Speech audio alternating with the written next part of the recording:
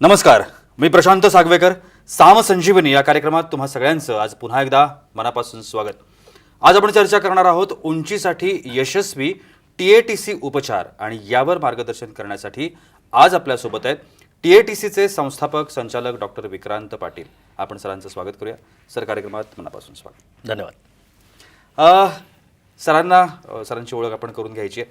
खूप मुलांच्या ज्या काही वाढत्या वयात आरोग्य, आहार, बुद्धिमत्ता आणि याबरोबरच उंची हा एक तसा जो काही एक महत्त्वाचा विषय किंवा काळजीचा विषय आपण म्हणू शकतो तशा पद्धतीचा विषय आहे. TATC the Ayurvedic thyroid clinic मधल्या थायरॉईड, त्याच्यानंतर हायपरटेन्शन, त्याच्यानंतर ओबेसिटीसारखा विषय असेल, इन्फर्टिलिटीसारखा विषय असेल, डायबिटीस आहे, सोबतच उंची किंवा त्या ठिकाणी उंचीसाठी देखील आयुर्वेदिक उपचार खूप मोठ्या पद्धतीनं केले जातात किंवा त्यांनी ते विकसित केलेलं आहे.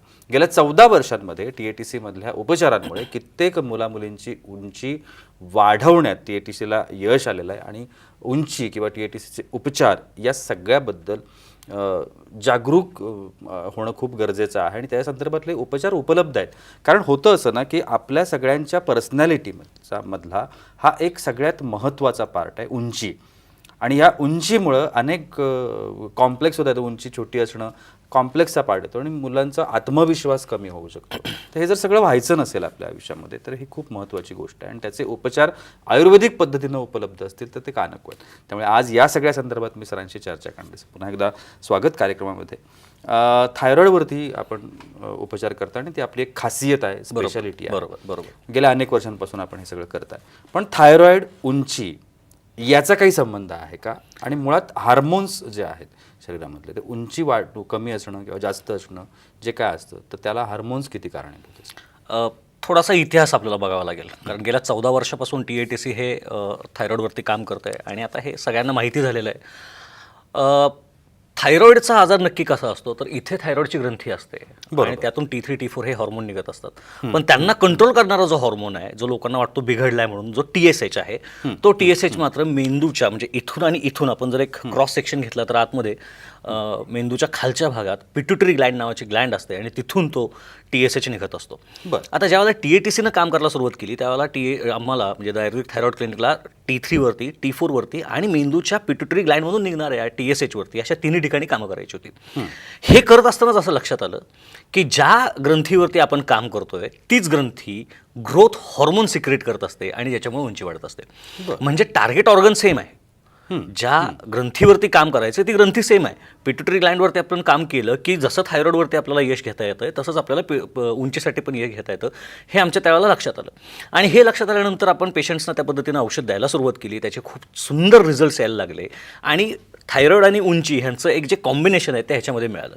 मुळात उंची कुणाची कमी असते तर ह्याच्यामध्ये 80% मुलांच्यामध्ये जे कारण असतं त्याच्यामध्ये अनुवंशिकता हे कारण असतं. जेनेटिक फॅक्टर हा महत्त्वाचा असतो. पण उरलेल्या 20% जे फॅक्टर्स आहेत त्यातला पहिला आहे ग्रोथ हॉर्मोनची डेफिशियन्सी आणि दुसरा आहे थायरॉईड. त्यामुळं थायरॉईड हा फॅक्टर ज्यावेळेला आपण बघायला सुरुवात करतो किंवा थायरॉईडवरती ज्यावेळेला मनापासून ट्रीटमेंट करायला सुरुवात केली जाते त्यावेळेला त्याचे जे काही बाकीच्या पैलू आपण ज्याला म्हणूया त्या पैलूंमध्ये उंची हा प्रकार एकदम चपखलपणे बसत असतो आणि याच पद्धतीची ट्रीटमेंट केल्यानंतर हॉर्मोन्सला इम्प्रूव्ह करायची ट्रीटमेंट ज्या ठिकाणी केली जाते त्या ठिकाणी उंचीची चिकित्सा ही जास्त चांगल्या पद्धतीने होत असते. नक्की. आता मुलामुलींच्या बाबतीमध्ये आपण बोलतोय, वय जसं जसं वाढतं तसं या सगळ्या फॅक्टर्सवरती परिणाम होत असतो. उंची वाढणं हा वाढत्या वयातलाच एक विषय आहे. मग तो मुलगा असो किंवा मुलगी असो. पण एखाद्या मुलाला किंवा एखाद्या मुलीला याच वयामध्ये जर थायरॉईड डिटेक्ट झाला तर त्याचा परिणाम होणार आहे का उंचीवरती? अर्थातच होतो.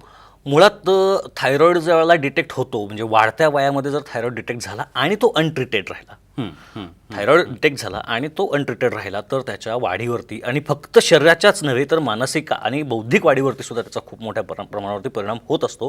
त्यामुळं हा ज्या गोष्टी आहेत म्हणजे थायरॉईडचे जे सिम्पटम्स आहेत ते जर चुकून जरी दिसायला लागले किंवा त्याच्यामध्ये वजन वाढणं असेल, केस गळणं असेल, चिडचिड होणं असेल, स्किनचा ड्रायनेस असेल, वजन खूप जास्त मोठ्या प्रमाणात कमी होणं असेल, ह्या सगळ्या जर कुठल्या गोष्टी दिसायला लागल्या तर मुलामुलींच्या मध्ये लगेच तपासणी करणं थायरॉईडची गरजेची आहे. दुसरं, हा थायरॉईडचा आजार होण्याचे चान्सेस हे मुलींच्यामध्ये 80% असतात आणि म्हणून मुलींच्यामध्ये ते लगेच तपासणं गरजेचं आहे.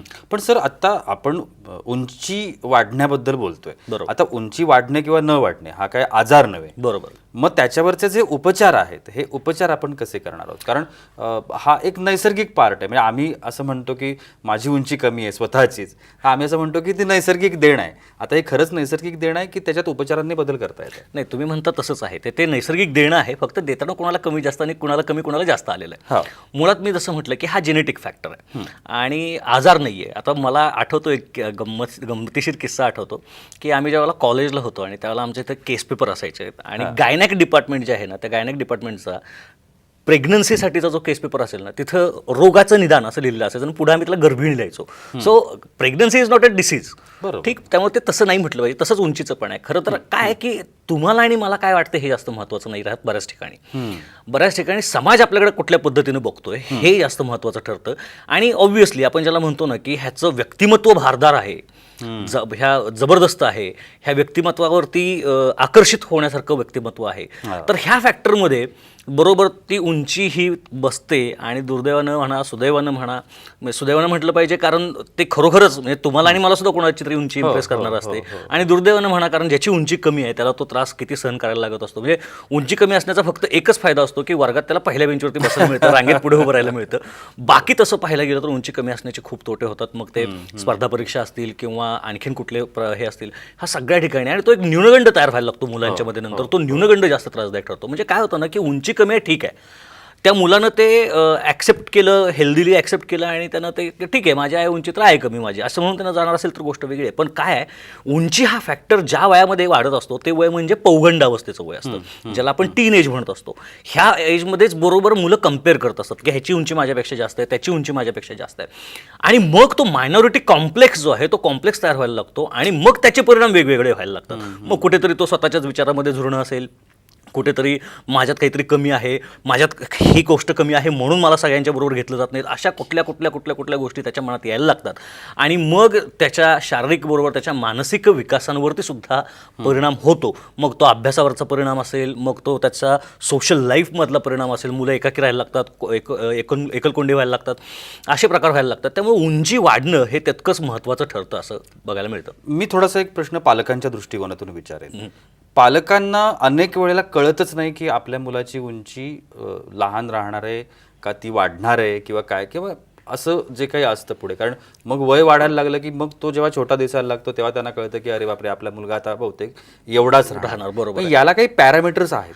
नाही, सगळ्यात पहिली गोष्ट, पहिलं पॅरामीटर मी काय म्हटलं की उंची न वाढण्याचं पहिलं कारण 80% जी पॅथॉलॉजी आपल्याला बघायला मिळते किंवा जे कारण बघायला मिळतं ते आईवडिलांची उंची कमी असणं, जेनेटिक फॅक्टर आहे. म्हणजे आईची आणि वडिलांची उंची कमी असेल ना, त्यांनी मूल जन्माला आल्या दिवसापासूनच ठरवावं की बाबा ह्याला आपल्याला पुढे जाऊन कदाचित उपचार करावे लागणार आहेत, हे तिथंच ठरवायला पाहिजे. कारण असं होत नाही ना की आई वडील दोघं 4-4 फूट उंचीचे त्याने मुलगा 8 फूट उंचीचा झाला, असं कधी होत नाही. हे त्यामुळे हे जेनेटिक आहे, त्यामुळे ते लगेचच लक्षात यायला पाहिजे, पहिला क्रायटेरिया. दुसरा क्रायटेरिया असा की समवयस्क मुलं असतात आणि ती एकमेकांच्या बरोबर खेळत असतात. मग शेजारी पाजारची मुलं असतील किंवा स्कूलमधली असतील, तर त्यांच्यामध्ये ज्यावेळेला बघितलं तर आपला मुलगा किंवा आपली मुलगी ही बाकीच्यांपेक्षा उंचीला कमी दिसतीये का, ह्या गोष्टीवरनं ते असेसमेंट करता आली पाहिजे. साधारणपणे वयाच्या 12व्या वर्षी मुलींची उंची ही 146 सेंटीमीटरपर्यंत असू शकते. WHOचे गाईडलाईन्स आहेत ह्या, त्यामुळं त्या थोड्याशा जास्त हायर साईडला असणार, कारण तिथं अमेरिका आणि इंग्लंडच्या पण पोरांचा विचार केला जाणार आहे. तसं बघायला गेलं तर 12व्या वर्षापर्यंत म्हणजे टीन एज सुरू होईपर्यंत मुलींची हाईट ही मुलांच्यापेक्षा जास्त होत असते. त्या लवकर वाढतात. आणि टीन एजमध्ये म्हणजे एकदा 12 संपलं आणि मग मुलींचे पुढं पिरियड्स सुरू व्हायची वेळ आली की मग मात्र मुलींची उंची वाढण्याचं प्रमाण थांबतं किंवा कमी होतं म्हणूया आपण, आणि डे बाय डे ते कमी होत जातं. साधारणपणे 20व्या वर्षापर्यंत मुलींची दोघांची उंची चांगल्या पद्धतीनं वाढवू शकते. प्रयत्न केल्यानंतर तर खूप चांगल्या पद्धतीने यश त्याच्यामध्ये येतात. मुलांच्यामध्ये 21-23 पर्यंत उंची वाढवता येते. म्हणजे मला एक किस्सा आठवतो. हॅरी नावाचा एक मुलगा माझ्याकडे उंची वाढायची औषधं घ्यायला आला आणि आला त्यावेळेला त्याचं वय होतं 23 वर्ष. अच्छा. अरे म्हटलं ह्या वयामध्ये उंची वाढत नाही. तो म्हणला नाही मला तरी पण प्रयत्न करायचा आहे. दुसरा फॅक्टर असा की ह्या बाबाची उंची ऑलरेडी 6 फूट 2 इंच. अरे म्हटलं तू काय, तर तो मूळचा पंजाबी होता. तो म्हणला सर बाकी सब ठीक आहे पण माझ्या घरामध्ये सगळ्यात कमी उंची माझी. अरे बापरे. सो हा फॅक्टर पण आपल्याला बघायला लागतो. हम्म. म्हणजे तुम्ही कोणत्या सोसायटीत राहताय, तुमच्या आजूबाजूची मुलं कशी आहेत आणि त्यांच्याबरोबर तुमचं कंपॅरिझन, हे कंपॅरिझन होत असतं दुर्दैवानं. तर त्याला 23व्या वर्षी औषधं दिली, त्यानं साधारणपणे 6 ते 8 महिने तो कोर्स कंप्लीट केला आणि त्याच्यामध्ये त्याची उंची वयाच्या 23व्या वर्षी 2.5 ते 3 इंचानं वाढलेली आहे त्यावेळेला. तर एवढा चांगल्या पद्धतीनं फरक पाडता येऊ शकतो उंची ही. हा एक किस्सा होता. आणि दुसरा म्हणजे हे 2 टोकाचे किस्से मला सांगावेसे वाटतात. वय वर्ष 20 आणि उंची 4 फूट आणि एकदम कुपोषित दिसावी अशी एक ती मुलगी माझ्या क्लिनिकला आली. त्यांना मी विचारलं वय किती, कारण मी जनरली 20च्या पुढे वय असेल तर त्याचा सक्सेस रेट कमी होतो किंवा होऊ शकतो का हे सांगत असतो. तर त्यांनी मला वय 18 वर्ष सांगितलं. केस पेपर लिहिताना मी जन्मतारीख लिहिली. तर माझ्या शेजारचे जे असिस्टंट डॉक्टर होते त्याने ते कॅल्क्युलेट केलं आणि म्हणलं सर यांचं वय तर 20 आहे. मग त्यांना म्हटलं का नाही तर तुम्ही औषधं देणार नाही कदाचित असं आम्हाला वाटलं म्हणून मी चुकीचे हे सांगितले. म्हटलं ते औषध घेऊन गेले आणि ह्या मुलीची सुद्धा जवळपास 2 इंचानं उंची त्यावेळेला वाढली होती. आणि बाकीचे फीचर्स त्याचे बदलले. म्हणजे पाठीच्या मणक्याचा जो असा आलेला जो शेप होता, म्हणजे कुपोषणामुळं जे आपण मेळघाटातल्या वगैरे मुलांचे दुर्दैवी फोटो बघतो ना, साधारणपणे तसं पिक्चर तिचं होतं. पण ती त्याच्यातून पण बाहेर निघाली. तर ह्या सगळ्या गोष्टी त्याच्यातून होत असतात. म्हणजे उंचीचं औषध ज्या वेळेला एखाद्याला दिलं जातं त्यावेळेला नक्की काय होतं. उंची वाढते, पण याच्याबरोबरनं शरीराची उंची वाढणं हा जो काही फॅक्टर आहे तो फक्त लांबी वाढवणं नाहीये, लक्षात घ्या. है ना, तो बाबू मोशाय जिंदगी लंबी होनी चाहिए, तसं शरीराची आपल्याला लांबी वाढवायची नाहीये. शरीराचा विकास होत असतो. शरीराची उंची वाढते म्हणजे शरीराचा विकास होत असतो. आता हा विकास कशा पद्धतीने होत असतो तर रस, रक्त, मांस, मेद, अस्थि, मज्जा, शुक्र अशा 7 धातू आहेत. पैकी अस्थिधातूपर्यंत आपल्याला पोहोचायचं आहे. अस्थिधातू आपल्याला वाढवायचा आहे. अस्थिधातू वाढताना तो फक्त असा जंप करून फक्त अस्थिधातू वाढला असं कधीच होत नाही. म्हणजे रसधातू वाढणार आहे, रक्तधातू वाढणार आहे, मांस वाढणार आहे, मेद वाढणार आहे, अस्थि वाढणार आहे. आणि मग याच्यामध्ये आपण खाण्यावरती कोणते कंट्रोल, म्हणजे खूपच जास्त तेलकट खायला लागलं तर फॅट जास्त वाढतील. पण आपण ते न करता व्यवस्थित पद्धतीने दिलेल्या औषधामुळे शरीरातल्या प्रत्येक गोष्टीचं पोषण होतं. उंची तर वाढते, केस गळण्याचे लोकांचे कमी होतात किंवा डॅन्ड्रफ कमी होतो, केसांची वाढ चांगली व्हायला लागते, अंगातलं रक्त वाढतं, HB वाढतं. एवढ्या सगळ्या गोष्टी त्याच्यातून होत असतात. आणि ऑब्व्हियसली ज्यावेळेला ही उंची वाढते त्यावेळेला जो काही कॉन्फिडन्स लेवल वाढते, ते कॉन्फिडन्स लेवल वाढल्यानंतर मग त्याच्यानंतर आणखीन येस नक्की. सर, सप्लिमेंट म्हणून अनेक वेळेला कॅल्शियमचं काहीतरी सप्लिमेंट दिलं जातं. म्हणजे अनेकांना असं वाटतं की कॅल्शियम घेतल्यानंतर उंचीवरती परिणाम होईल आणि उंची वाढेल वगैरे. तर तो पण फॅक्टर आहे का? आपल्या मराठीमध्ये खूप छान म्हण आहे. म्हणजे मराठी आपली समृद्धच आहे सगळ्याच बाबतीमध्ये. तर मराठीमध्ये अशी म्हण आहे की पालथ्या घड्यावरती पाणी. त्यामुळं आता खूप प्रेक्षक हा कार्यक्रम बघत असणार आहेत. त्यांनी रँडमली जाऊन ना स्वतःचं B12 आणि D3 चेक करायचं. तर मी गॅरंटेड सांगतो की ह्यातल्या 50-60-70% लोकांचं B12 आणि D3 कमी येतं. आता ह्यातल्या नॉन व्हेजिटेरियन म्हणजे व्हेजिटेरियन लोकांना आपण सोडून देऊ, कारण त्याच्यामध्ये B12 नसतं असं म्हटलं जातं. दुधामध्ये असतं, पनीरमध्ये असतं. पण तरी सुद्धा आपण व्हेजिटेरियन लोक सोडून देऊ. जे नॉनव्हेज खाणार आहेत, जे पक्के खवय्ये म्हणू आपण, ज्यांना आठवड्यातून 2दा पाहिजेच, एकदा पाहिजेच असं आहे. मुंबईची जनता आहे, मासे चालू असतात सगळीकडे. तर ह्या लोकांचं सुद्धा आपण तपासलं ना तर ह्यांचं सुद्धा B12 आणि D3 खूप मोठ्या प्रमाणावरती कमी दिसतं असं बघायला मिळतं. तर ह्याचं कारण म्हणजे मी जसं म्हटलं की पालथ्या घाड्यावरती पाणी. जर तुमचं शरीर पचन व्यवस्थित करत नसेल, त्याला व्यवस्थित ॲब्झॉर्ब करू शकत नसेल, तर तुम्ही कॅल्शियमची पुडी दिली काय, पुडा दिला काय आणि पोतं दिलं काय, त्यानं काही फरक पडत नाही. दुसरी एक गोष्ट अशी आहे की शरीरामध्ये आपल्या गंमत अशी होत असते की ज्यावेळेला आपण कॅल्शियम खातो, स्पेसिफिकली अबाउट कॅल्शियम, ज्यावेळेला आपण 100 ग्रॅम कॅल्शियम खातो त्यावेळेला body can absorb only 3% of calcium. म्हणजे 100 ग्रॅम कॅल्शियम खायला घातल्यानंतर त्यातलं 3 ग्रॅम कॅल्शियम फक्त शरीर ॲब्झॉर्ब करू शकतं. बाकीचं कॅल्शियम हे शरीर बाहेर सोडून देत असतं, शरीराला ते ॲब्झॉर्ब करता येत नाही. म्हणजे ॲब्झॉर्प्शनची शक्ती वाढली पाहिजे. म्हणजे आयुर्वेद म्हणतो की ग्रहणी चांगली असली पाहिजे, पचनशक्ती चांगली असली पाहिजे. ते सगळ्यात महत्त्वाचं आहे. ते झालं की मग उंची वाढायला मदत होते. आणि TATCची जी औषधं आहेत त्याचा बेस हा पचनाचा आहे. निश्चितपणानं खूप छान अशी माहिती. खरं तर आपल्या सगळ्यांचा अत्यंत जिव्हाळ्याचा विषय असा आपल्याला म्हणायला हरकत नाही, कारण आत्ता मुलं फिजिकल पर्सनॅलिटी आपण ज्याला म्हणतो त्याला खूप महत्त्व देणारी अशा पद्धतीची ही पिढी आहे. त्याच्यामुळे तो कॉम्प्लेक्स एक निर्माण होतो की माझा मित्र एवढा उंच आहे आणि मी एवढाच उंच आहे, असं काहीतरी होत असतं. पण त्याच्यावरती आत्ता ठोस असे उपाय आहेत आणि TATC गेल्या अनेक वर्षांपासून हे उपाय करत आहे. त्याच्यामुळे तुम्हाला जर अशा पद्धतीच्या काही समस्या असतील, अडचणी असतील तर तुम्ही निश्चित डॉक्टर विक्रांत पाटील असतील, डॉक्टर सुषमा पाटील असतील किंवा त्यांची जी टीम आहे त्यांना संपर्क करू शकता. TV स्क्रीनवरती आत्ता त्यांचे नंबर सुरू आहेत. अजूनही या संदर्भातले काही इंटरेस्टिंग प्रश्न आहेत ते मला विचारायचे आहेत सरांना, पण तुर्तास वेळ होते एका छोट्याशा विश्रांतीची. कुठेही जाऊ नका, पाहत राहा साम संजीवनी.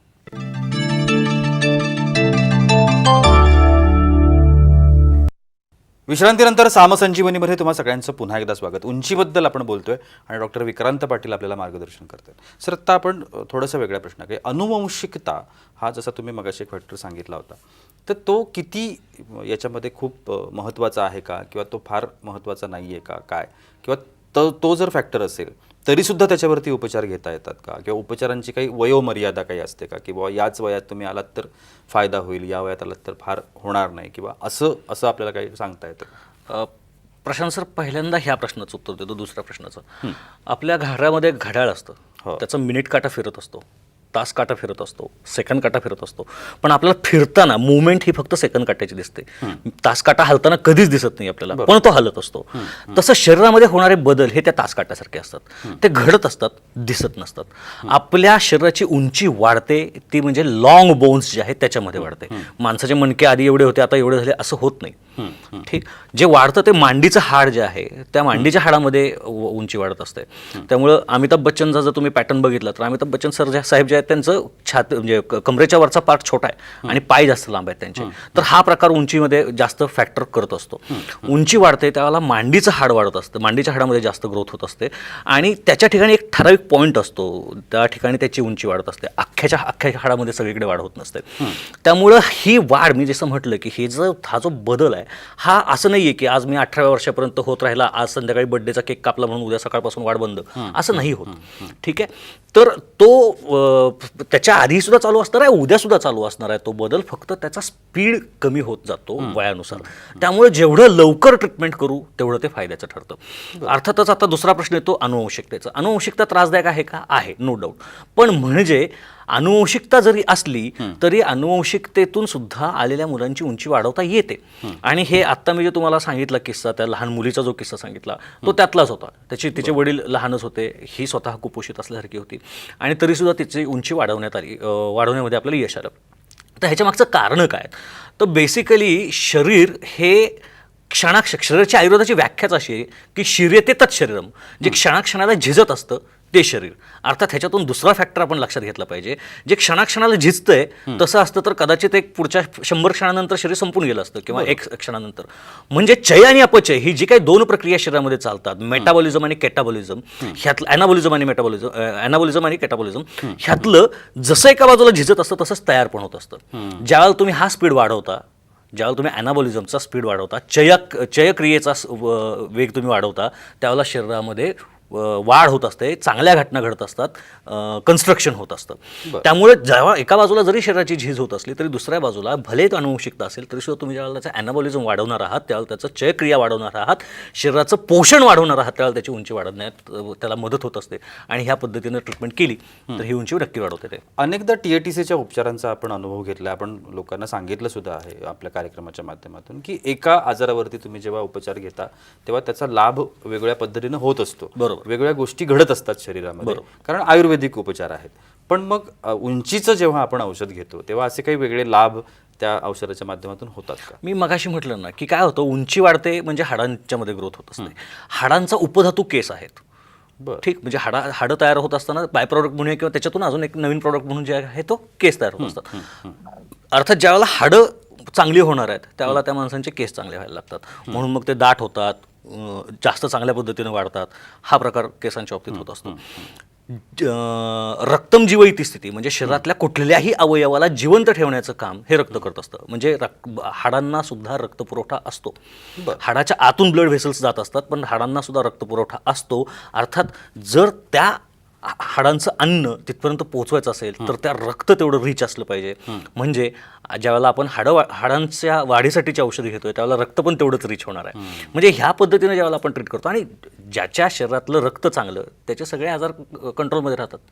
म्हणजे बघा ना, बरोबर वयात येतानाच्या समस्या, एका बाजूला उंची नाहीये म्हणून आलेला कॉम्प्लेक्स आणि दुसऱ्या बाजूला समस्या असते की तारुण्य पिटे घ्यायला लागलेले आहेत, पिंपल्स यायला लागलेले आहेत. अशा वेळेला जर रक्त चांगली करणारी औषधं जी हाडांसाठी जात आहेत ती जर त्याच्या पिंपल्सवरती पण काम करणार असेल त्या मुलाच्या किंवा मुलीच्या, तर त्याच्यासाठी ते सोन्याहून पिवळं आहे. बरोबर नाही का? म्हणजे आंधळा मागतो एक डोळा आणि देव देतो 2 डोळे, अशा तो प्रकार खरं तर होत असतो आणि त्याच्या सगळ्याच बाबतीत तिथं फायदा होतो. निश्चित. कार्यक्रमाच्या अंतिम टप्प्यामध्ये आहोत. मला आत्ता जी सिच्युएशन आहे, कोविडच्या या सगळ्यामुळे जी झालेली सिच्युएशन आहे, अनेक क्लिनिकल बंद आहेत, डायरेक्ट म्हणजे डॉक्टरसुद्धा अनेक वेळेला फोनवरून म्हणा किंवा याच्यावरून उपचार देत आहेत.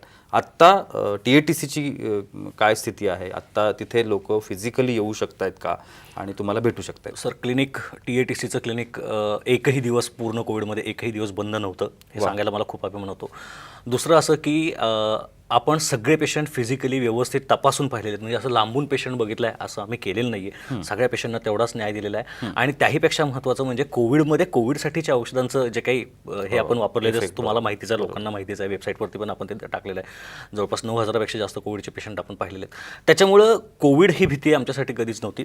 आता राहिला प्रश्न पेशंटचा, तर आपण सगळ्या पेशंट्सना भेटतोय, व्यवस्थित बघून मगच त्यांना औषधं दिली जातात. त्यांचं सगळ्या गोष्टींचं निदान करूनच औषधं दिली जातात. बरं, सवलत वगैरे आता कारण कोविडचा काळ आहे आणि लोकांनी आता बरोबर आहे, ही खरंच खूप क्रिटिकल कंडिशन आहे. आणि त्याच्यामुळं आपण बाकीच्याही औषधांवरती लोकांना डिस्काउंट्स दिलेले आहेत. पण तरीसुद्धा कोविडच्या आपलं उंचीच्या बाबतीत असं आहे की हा जो काही मंथ आहे जुलै, तर आज 12-13 तारीख आहे आज, आणि ह्या मंथ एंडपर्यंत जे काही एनरोल होतील नवीन पेशंट्स त्यांना आपण स्ट्रेट वे 50% डिस्काउंट आपण त्यांना औषधांमध्ये देणार आहोत. एका महिन्याचा 2 महिन्याचा जो काही कोर्स असेल त्याच्यामध्ये पहिल्या महिन्याच्या औषधात तरी आपण स्ट्रेट वे 50% डिस्काउंट देणार आहोत. त्यामुळं म्हणजे लोकांची अडचण पण आपण समजू शकतो. कारण काय होतं की आज ही मुलांना औषध नाही दिलं समजा, ही मुलं पुढच्या वर्षी ती आणखीन एज बार होणार आहेत. त्यामुळे ते आज जाणं त्यांना गरजेचं आहे आणि त्यामुळे आपण 50% डिस्काउंट त्यांना देणार आहोत. निश्चितपणानं खूप छान अशा पद्धतीची संकल्पना TATCची, आणि अनेक उपचार हे त्या ठिकाणी उपलब्ध आहेत. म्हणजे जसं मी मगाशी म्हटलं की डायबिटीस असेल म्हणा किंवा ज्या काही आत्ता समस्या उपलब्ध आहेत आरोग्यविषयक, त्याच्यावरती ठोस असे उपचार, जरी ते थायरॉईड क्लिनिक असलं तरीसुद्धा इतर आजारांवरचे सुद्धा उपचार त्या ठिकाणी सुरू आहेत. कोविडवरचे उपचार मागच्या एका कार्यक्रमात सरांनी आपल्याला दाखवलं होतं की कशा पद्धतीनं फायदा हा तिथल्या लोकांना झाला आहे. सर, आपण कार्यक्रमाच्या अंतिम टप्प्यामध्ये आहोत. जाता जाता तुम्ही आमच्या प्रेक्षकांना काय सांगाल? खाणं पिणं चांगलं असलं पाहिजे, व्यायाम झाला पाहिजे, योगासनं व्हायला पाहिजेत, प्राणायाम व्हायला पाहिजेत. चांगलं खाणं पिणं म्हणजे वरून जास्त भरणं अशातला प्रकार नाही आहे. बऱ्याच वेळेला असं होत असतं की कुपोषण हे 2 पद्धतीनं होत असतं, एक न मिळाल्यामुळं आणि एक जास्त मिळाल्यामुळं. तेव्हा ह्या दोन्ही गोष्टी टाळल्या पाहिजेत, म्हणजे आपला आरोग्याचा रथ जो आहे, समतोल जो आहे, तो आपल्याला साधता येतो. निश्चितपणानं खूप छान पद्धतीची माहिती सरांनी दिली आहे. सरांना तुम्ही निश्चितपणे संपर्क करू शकता. आता TV स्क्रीनवरती सरांचे नंबर सुरू आहेत. सर, तुम्ही आजच्या कार्यक्रमामध्ये आलात आणि एवढी छान माहिती आमच्या प्रेक्षकांना दिलीत, त्यासाठी अगदी मनापासून आभार. धन्यवाद. आणि याबरोबरच वेळ होत्या इथेच थांबण्याची. कुठेही जाऊ नका, पाहत रहा साम TV.